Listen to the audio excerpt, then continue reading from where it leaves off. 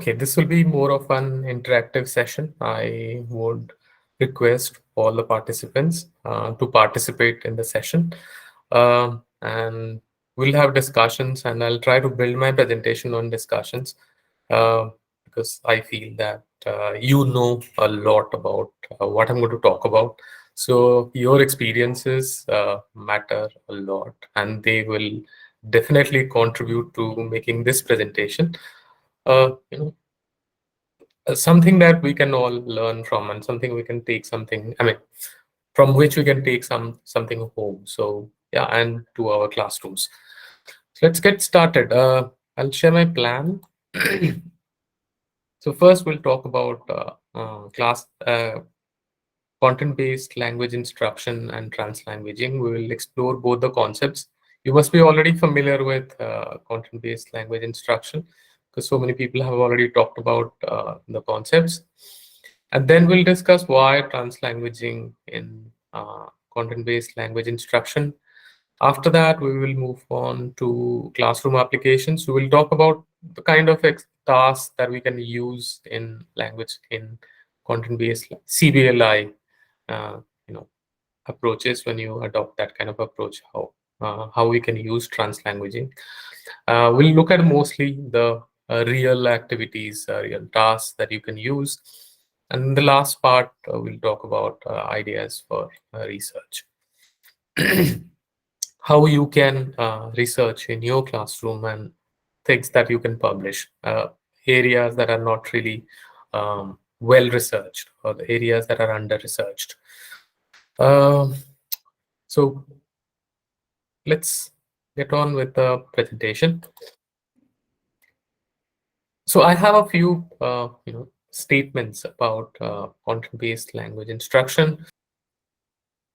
Nice. So we have a few points here. So see, generally when we talk about content-based language instruction, uh, the focus is usually on content, but at that, if you don't discuss the language points, then people may have confusion. Learners may be slightly confused about what is happening in the classroom, whether this is something that we are learning or the focus is language. So that part you have to take care as a teacher. You can go back and think about it, and then discuss at some point little explicitly why we are talking about this content and what are the language points that we want to highlight or discuss. And the next one is when we talk about the subject matter. Uh, it could be a scientific concept or anything. I mean, anything you are discussing in the classroom. The target is to learn the content as well as the language.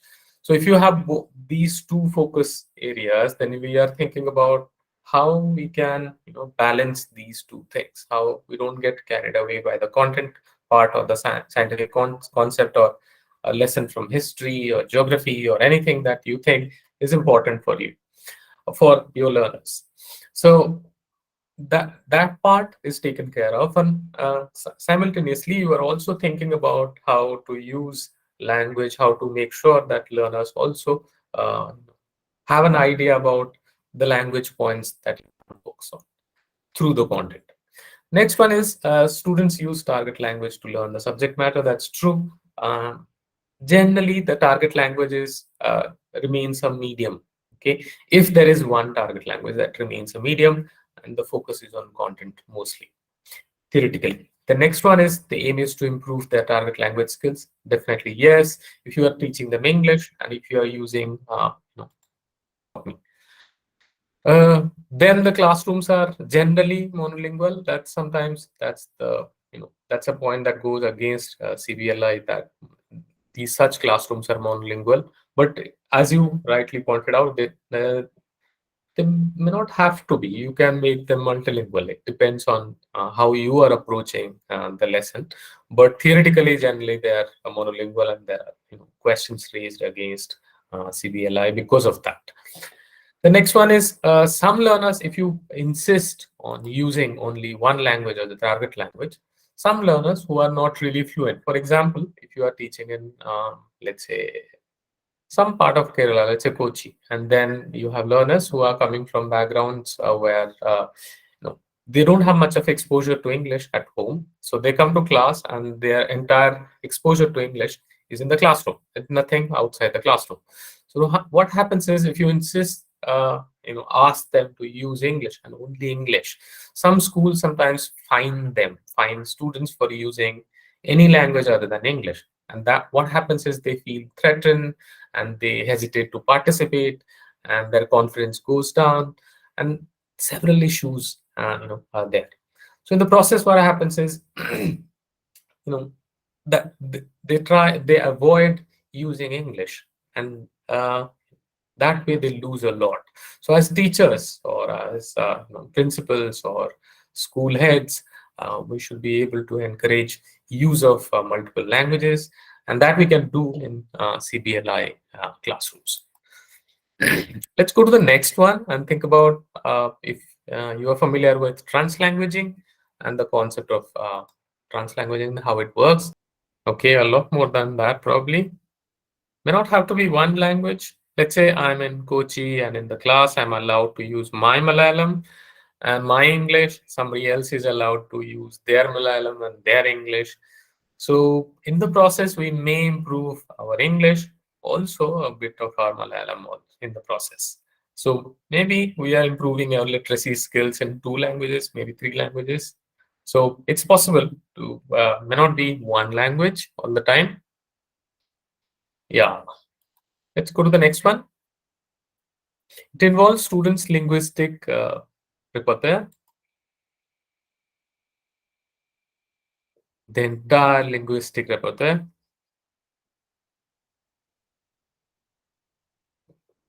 So if I know, let's say I know Tamil, I know a little bit of Malayalam, I know maybe Odia, I know Bhojpuri and English. So maybe I'll be able to use all these languages. I mean, things from all these languages, words, maybe sentence construction structures from these languages when I'm speaking. So it's possible to go beyond one language and may use languages in a fluid manner. Okay, so that I'll give you an example later. It allows flexibility in using multiple languages. Do you think that's true? Can you respond? It allows flexibility in using multiple languages. Yeah, absolutely. Good, good. Happy that you're responding well. So that's true. Yeah, it allows flexibility in using multiple languages. It acknowledges that languages are not watertight compartments. They're really fluid. They flow across each other. So it's possible to use, I know, multiple languages. It goes against linguistic separatist ideologies, saying that languages are separate. Um, um, then it says that it goes against this separating languages. You cannot separate languages. If you know 2 or 3 languages, you don't have to separate them, and mentally we don't separate them. We use multiple languages when we speak to each other, maybe some amount of English, some amount of some other language. Let's say I have a friend, my best friend is from um, Malappuram.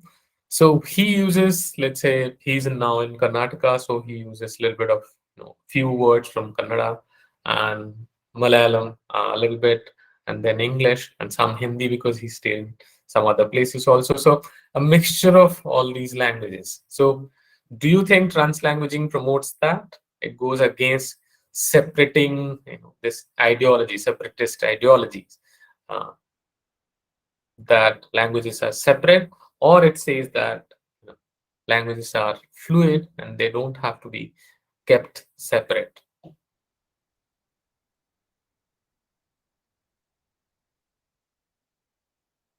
No response? Actually, this is true. This statement is true. It does go against separatist ideologies. Right. Manjima has said that. You're right. Yes. Kritika Devi has also said. Okay, let's go to the next one. One more statement. It promotes adding new information to the existing information students have. Do you think that's the case? Students already know things, and then they can add more information. Maybe may not have to use the same language. Maybe use another language or more than one language to add more information, or bring a little more understanding through the use of another language. You can do that. Now, let's go to the next slide and see how it works. So you see that we have several languages, including English, in the classroom. So when you go there, you may have learners from different linguistic backgrounds. They may be using one type of, even if they are in Kerala or in Maharashtra or in Tamil Nadu, they may be using multiple languages, may not have to the same Malayalam, same Tamil, or maybe another language altogether, completely different language. So that flexibility should be there. Ideally, this is what we are talking about. Let's talk a little more about it. If you can read um, this line, can you read this line? Some of you can. Those who know Malayalam, they can. Is this sentence correct? Would you call it a correct sentence? Is there a problem with it, or is this something that you use outside the classroom usually when you talk? Sir, this is not a complete sentence. Odia oru Okay. classical language, Ana is a complete version. But can we use something like this outside the, reminds me of WhatsApp language, or you use outside, that means for general communication, right? Yes, so we can say because it can be translated to English as Odia, a classical language. Oru means one or a. Right. So you use something like this maybe in general conversations outside, right? Yes, sir. Yeah. Perfect. One more, let's say. What about this one? This is Newton's law.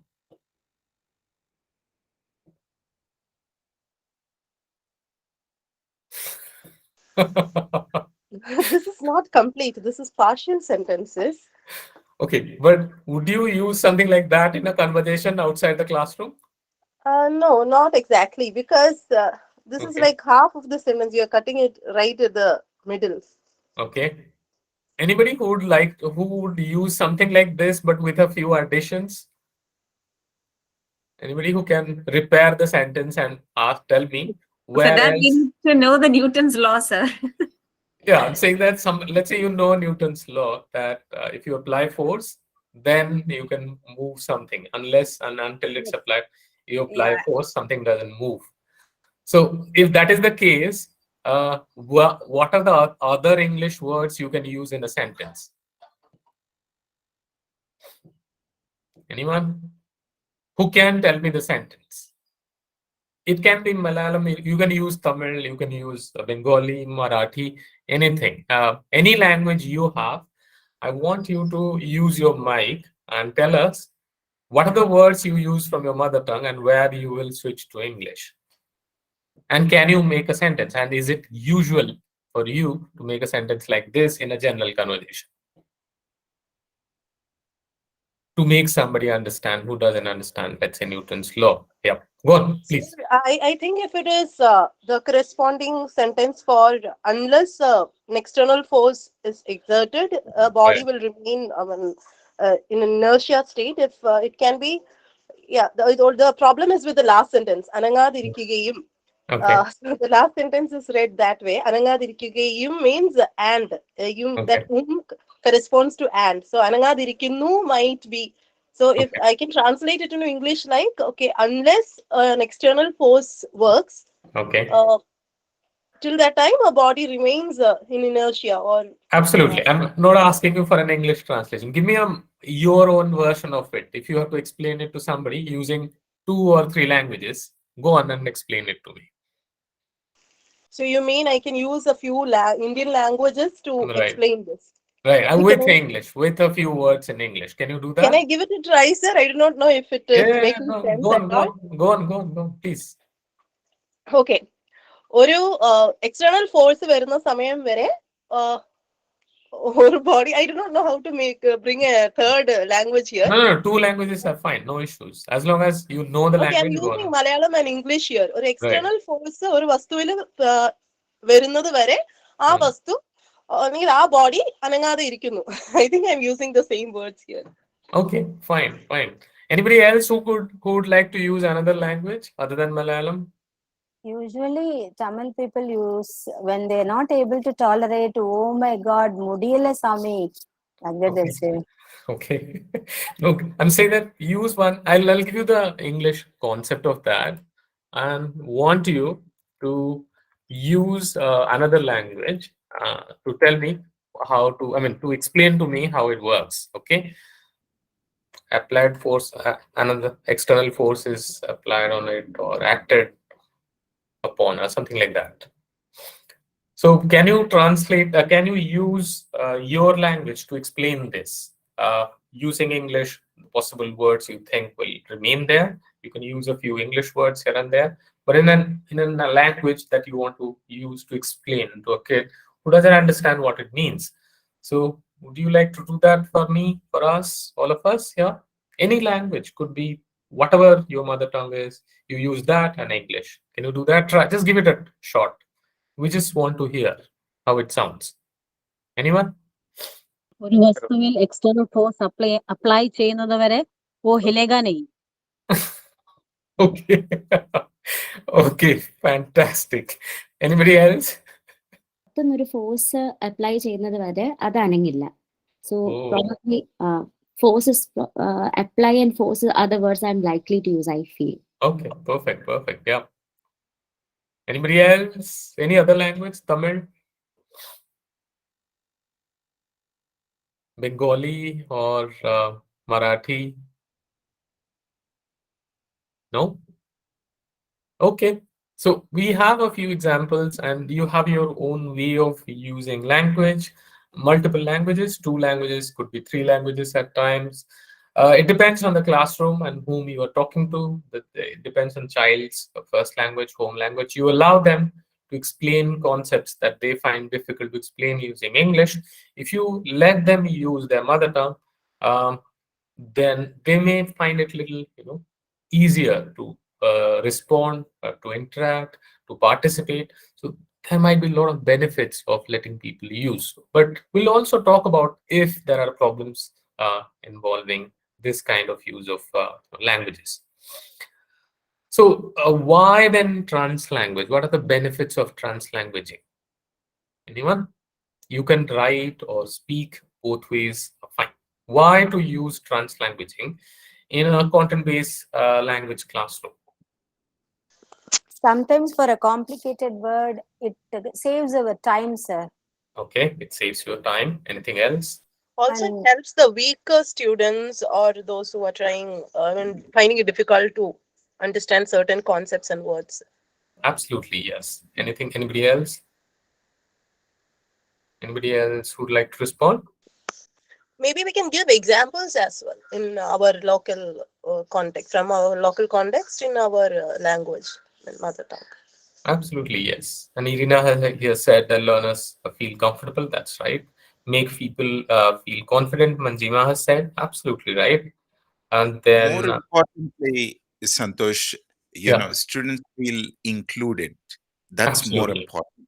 Yeah. very, very, very, very important. Very good point. Thank you. Thank you for mentioning this. Yes, they feel included because their languages are included. Anybody else? Any other response? Any other benefit to feel confidence and rapport among learners? Anybody else? A better understanding, sir. Better understanding, absolutely. Increased cognitive flexibility, absolutely, yes. Anything else? Okay, so you have several advantages of using translanguaging, where we are talking about you are using multiple languages, switching among languages, and then using words to explain to each other. The concepts, explaining the concepts is the priority, not really what language you are using, as long as you are able to understand what the person is saying. So, and then what is happening in the process? We acknowledge the fluidity of languages. We are saying that they are not watertight compartments. You can use any language you want because the focus is on understanding, developing understanding of a particular concept. So, yeah, adds to this cognitive flexibility somebody mentioned earlier. Then those who struggle to participate earlier, it was mentioned that feeling included, and that's something it's very important here. Let's say you are struggling with English, you are not so confident with using English, then you feel included if you're allowed to use your own language to talk about a concept. So yeah, for them it's very, very important. And then knowledge construction becomes easier because you may have clarity about language. Okay, you know how the concept works. You understand Newton's law, but you are not able to talk about it in English. So if you're allowed a little bit of Malayalam, maybe, or Tamil or another language, if you are able to explain it very clearly, that means you understand the concept really, really well. It doesn't have to be always in English. But the next question sometimes will come, we'll talk about that is a little later. Then one more thing is this power play and social class. These things become less deterministic in the sense that in the class, people who use fluent English, some kind of status, they acquire some kind of status. And then among students, they have this sense of pride, prestige, and all that. Those people have that, and that you break completely if you do this. So it's very important to engage people in, allow people to use multiple languages so that you break this hierarchy among languages and people coming from upper class or middle class or lower class. You break those barriers in the classroom. They don't impact the classroom teaching as much or learning as much. They don't feel left out. They feel included, and that's something that we can do by allowing multiple languages, use of multiple languages in the classroom for explaining concepts and conversations and discussions, all those things. Now we'll go to the slight problem areas. What are the disadvantages? Any possible disadvantages of this? You can think, or challenges, let's call them. Any challenges you can visualize, you can think of right away? Anyone? So bringing their focus to language learning as such, sometimes they might get distracted. I mean, like, not distracted. Their focus might be on content, so they might get get away from language learning part. Okay. So okay, hello. Yes, please go. There might be one more issue with the English faculty may not be very adept at the other content of other subjects. Right. Possibility is there. Okay. Sir, and I would like to add to that. I totally agree with that. The point that was discussed in the chat box. When it is a multilingual country like ours, a teacher has to know at least the basic way how to communicate in different languages. For example, I thought I knew a few more languages, but when you asked, I was a bit hesitant because I couldn't translate it into any other, like Tamil. I couldn't try. So even in the classroom, it's the same. I cannot explain it to students from various backgrounds. Okay. Okay, different mother tongues. If you have and the teacher doesn't know the mother tongues, probably there might be a problem. Exactly. Yeah. Okay. So if they know their mother tongue, this could be a challenge, but this could also be an advantage. Because some people who understand those mother tongues may be able to interact with the student who is using that language and may have some interaction. I mean, I'm not saying right or wrong here. Mostly, if somebody understands, somebody doesn't understand, there can be a conversation. No, that's not what you're saying.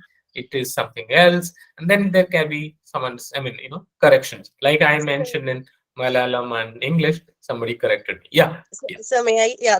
Sorry for the interruption. What I do here is I would ask my students to translate it in their mother tongue. Sometimes that rarely happens, but I do that. Yeah, instead of entirely translating, you can allow them this flexibility of using the keywords whenever they want to. If they think that they don't have equivalent in the original language, their own mother language, maybe they can use a few words from English and mix it with their own language and then yes, sir.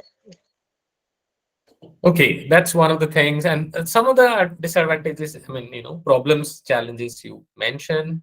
Sometimes it happens that non-judicious use of home languages. So if you are entirely dependent on the home language and you ignore another language that you are learning, let's say it's an English classroom and you allow them to use mother tongue, let's say Malayalam all the time. And then you say that you can go on in Malayalam, we will not talk about English at all. And then entire learning of English, that thing gets, it's really challenging. How do you develop skills in English when the focus is on entirely on other mother languages. Sometimes the problem is if the teacher is ignored. I'm a teacher, so sometimes I'm thinking from my perspective that if I'm not really aware of translanguaging, so I may be really rigid about it and may not allow my students to use. If they start using, then I may, I may be really rigid. I mean, maybe rude towards them, be really rigid. I may not allow them, and may create a very uh, something not very comfortable. That kind of atmosphere in the classroom, which will hinder learning, can create multiple problems. So that we can avoid. Then ignorant classmates making fun of a translanguager. It's possible if you don't train your students well. So they may make fun of the student using mother tongue, saying that you don't know English and you have no idea. That's why you are using another language. Can make fun of classmates may make fun of the person who is not able to speak fluently in English using another language. So unless you introduce them to the concept of translanguaging and how to use this, when to use, and how much they can be used, what is judicious use. If you are not familiarizing, and if you don't familiarize them with these things, then maybe there will be problems in the classroom. So let's talk about the classroom applications. As I told you, we'll talk about some classroom applications. So I'm using a framework which we discussed in a published article, which is there in this. The link to that article is there. If you don't find that article online, it's there on ResearchGate. If you don't find it, then let me know. I have given the original, the Taylor and Francis on the journal in which we published that. I have given the link in the resources part. When I share this PPT with you, you can go there and check that article. That we have discussed translanguaging there, kind of elaborately there. So you can read a little more on that. And there we have proposed a languages for learning framework. So we are talking about using multiple languages for learning. And let's base our argument of translanguaging in CBLI classrooms on the basis of this framework, the same framework, languages for learning. The first thing is to ensure that there is teacher preparation and learner training. By that I mean you read, on translanguaging, you read on CBLI, you read how translanguaging works in different classrooms. As a language teacher, what are the things, what you mean by content, what comes under content, and how you can teach content in the language classroom. These are certain things that you can read a little more on and then come back to the classroom and start using. Look at the exercises or look at the activities or tasks that are available online and see how that works. If you have research articles also, it's good to read those research articles and see how people have used multiple languages to talk about content, what constitutes content. If you are familiar, then you can train your learners. Like I told you earlier, you train your learners why we should use multiple languages, how that helps, how that improves our literacy in multiple languages, and how that improves our understanding of several concepts. All those things you can discuss in a classroom, and that's so very important. And if you train your learners, your classroom becomes a safe space for all kinds of learners coming from different mother language backgrounds. If they have different mother tongues and they are coming to a class, let's say even different types of Malayalam also, that becomes very acceptable in a classroom, and there is mutual respect for each other's mother tongue, mother language. And so there is no superior Malayalam, there is no inferior Malayalam, there is no bad Malayalam, there is no good Malayalam, or there is no good Tamil or bad Tamil, or good Hindi or bad Hindi. So that kind of thing, that sense of purity or superiority, or this hegemonic outlook when it comes to different languages, so that will disappear from the classroom. If you keep talking about it, make it explicit, open the discussion in the classroom, then you can neutralize these things. People will start accepting and you become much more inclusive. The classroom will become much more inclusive and amenable to these use of multiple languages. So after you train your learners, then the next step is allowing and encouraging students to use their home languages when they find it necessary. So this is what I call judicious use. When they need, let them use. If you think that they are becoming more they don't need their mother tongue when it comes to using English. Using the content and or talking about a particular concept in English. let them use English. But if they think that they need a little bit of mother tongue help, let them use mother tongue. So at that flexibility, if you add, the classroom becomes much better. I mean, it's much more inclusive, like all the benefits we talked about. The third part is assessing the impact, because once you allow them to use multiple languages and how it works, and how whether that approach is helping or supporting learning of the content that you have given on the language, the target language that you have decided. So if those things are happening, language learning is happening, content learning is happening, then you know that it's working. So you should be able to assess, or you should have a strategy to assess that earlier I was teaching in this way, right now I'm using translanguaging, whether that is aiding the learning of the content and the target language. This is something that you should focus on.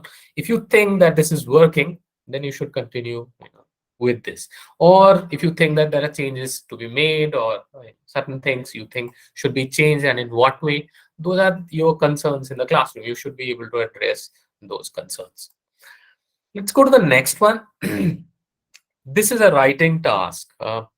Take 1 minute to go through this. First one is asking students to write an essay in small groups. It's a group writing task, and they can do it on, on Google Docs, or they can write on a piece of paper and work together to write something. And MS is Malayalam's. Here I'm given. E is English. Plus, if there are other languages, you can add. So the instruction that you are giving to your students, the instruction can be given in multiple languages, so that you are able to reach out to all the students who understand English and some who struggle to understand English. If you have such students, why not give instructions in English and the mother tongues of the learners. Next one is the brainstorming ideas in mother tongues. So when they talk and gather points, brainstorm points, when before they start writing the essay, they can do it in multiple languages. Allow them that. Then when they write the points, they can use again in their mother tongue and English. But when they write the essay, they should be writing in English. So this thing that you make it clear where they can use English, where they should not, they can use multiple languages. That, and then rubrics. What are your expectations in that essay? Let's say you are talking about thesis statement should be strong. There should be an opening paragraph. It should be a 3-paragraph essay. Opening paragraph should be introductory in nature. It should introduce the topic, should have a thesis statement, should have this, should have that. All those descriptions can be in English and in another language. So you can switch, like the way I switched earlier, we were talking about Newton's law. Same way you can switch from between 2 languages or among 3 languages, your choice how you do it. And then create the rubrics. Then oral and written feedback when you are giving, that can be in English and mother tongues. Discussion related to what went well, what didn't go well, that can be also in English and mother tongue. But the revision, when it comes back to changing it and finalizing it, should be in English. So these things, these nitty-gritties, where you switch to mother tongue, where you adhere to English, that you need to make clear in the beginning. If you train them, and this is how you use, this is where you use, and then it becomes much better. One more task I have here given, asking students to listen to a science lecture and take notes. You're teaching note taking, but also you are familiarizing them with a scientific concept. For example, how to create a mobile phone at home, or how to create a plane at home, or how to create a calling bell at home, something like that you can do. But could be anything that you think is useful for them.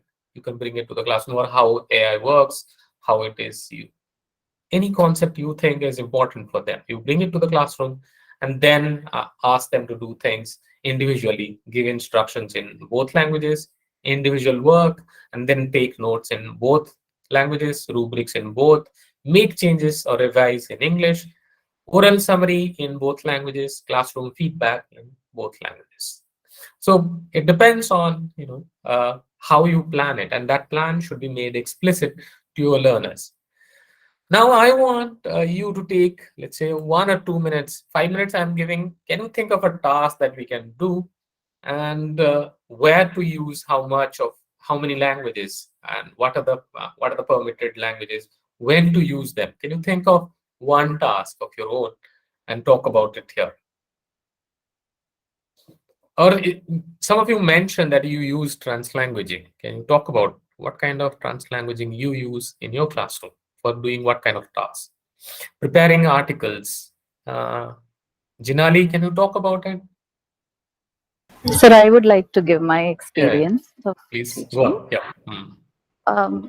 We all use the word conscience, and my children were not very clear about what conscience means once, and they mispronounced it as conscience and all those.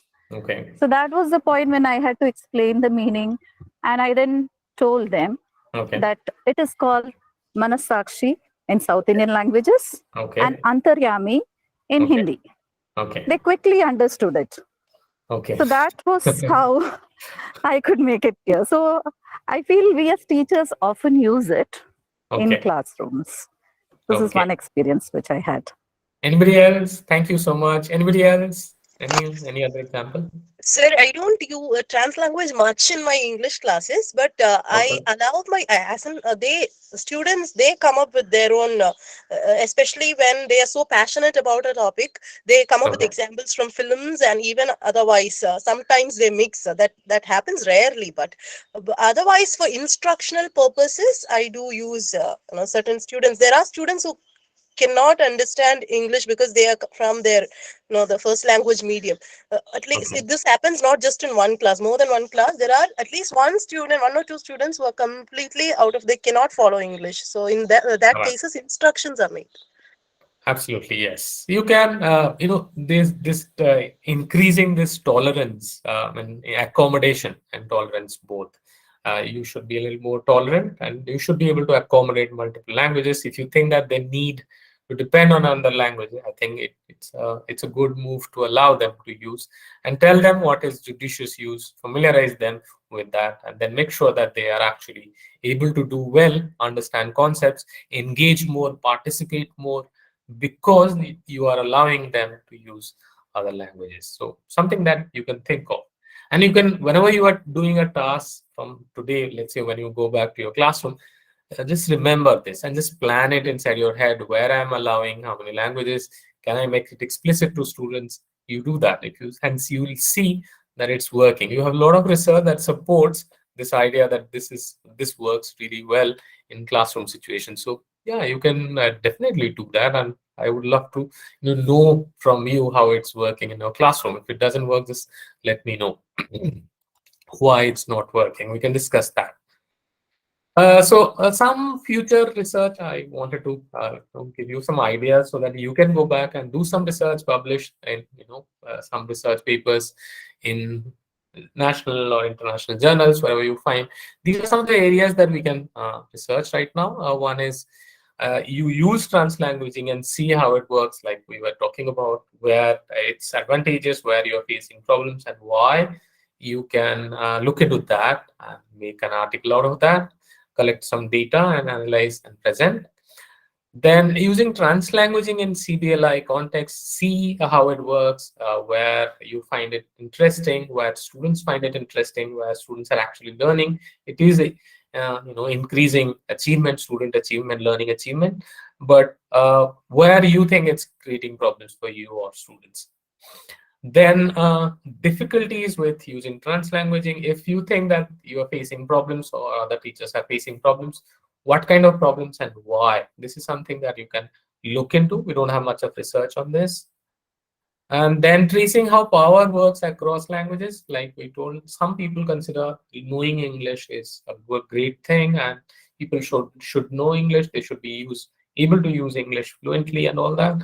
That idea should be challenged, and how that works in a classroom, how people feel about the language of power or the power of language, both ways, and then see how they work and how multiple languages are used in the classroom, and which language is evolving as powerful and why. Can we break those power equations and put them on a democratic plane if it's possible? Something that you can think about.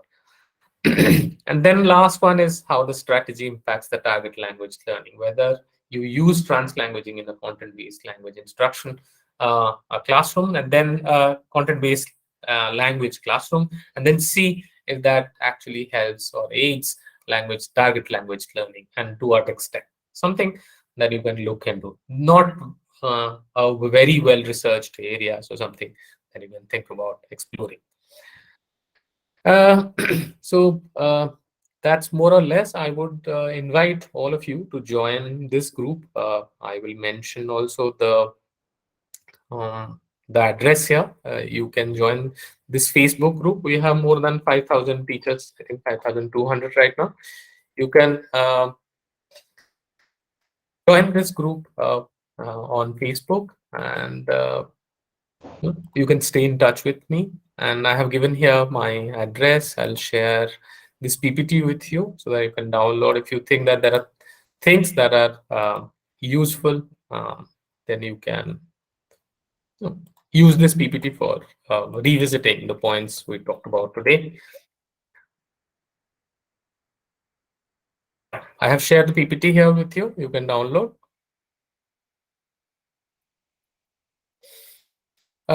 So one last thing before we close is, just give me 1 second. Now, I would love to know how you feel about using translanguaging in content-based language instruction classroom. So, can you respond to this Menti poll? I'll share the screen. It will be lovely to know how you feel about it right now. You can use 1 or 2 words to express in what you think about this idea of using translanguaging in content-based language instruction. So you can use 1 or 2 words to talk about it. Please write 1 or 2 words, that reflects, and those words that reflect what you think about this idea. Do you find it exciting, useful, interesting, or boring, or challenging, or difficult, or powerful, or weak, or whatever? Inclusive, okay? Revolutionary, challenging, useful. Yeah, you can use words. A few more words will help. And if you use this in the classroom, or if you think that something is working or not working, you can let me know. We can have further discussions on this.